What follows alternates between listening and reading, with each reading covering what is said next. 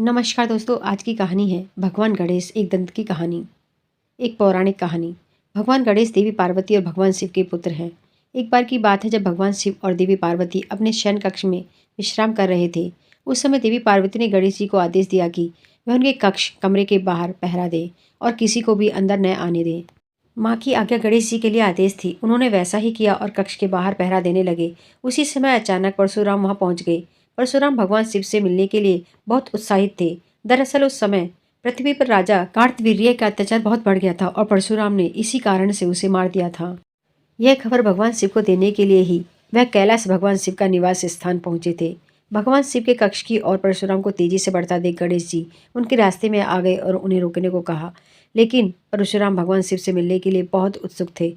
इसलिए उन्होंने कहा कि मुझे शिव से मिलना ही है।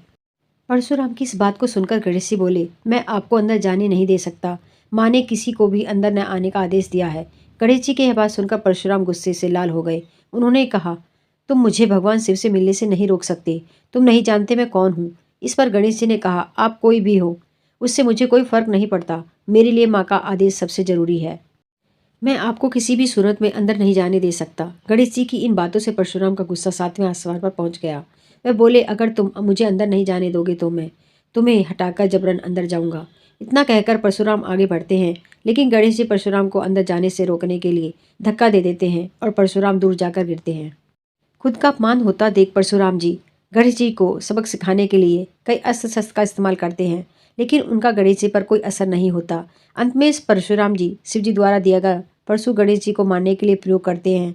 वह परशु भगवान शिव का था, इसलिए गणेश जी उससे पहचान जाते हैं और उसका सम्मान करते हुए उसका वार अपने एक दांत पर ले लेते हैं। परशु की चोट के कारण गणेश जी का दांत टूटकर जमीन पर गिर जाता है और गणेश जी दर्द से कराहने लगते हैं। गणेश जी की दर्द भरी आवाज सुनकर माता पार्वती और पिता भगवान शिव अपने कक्ष से बाहर आ जाते हैं और गणेश जी की यह हालत देख परशुराम पर क्रोधित हो जाते हैं।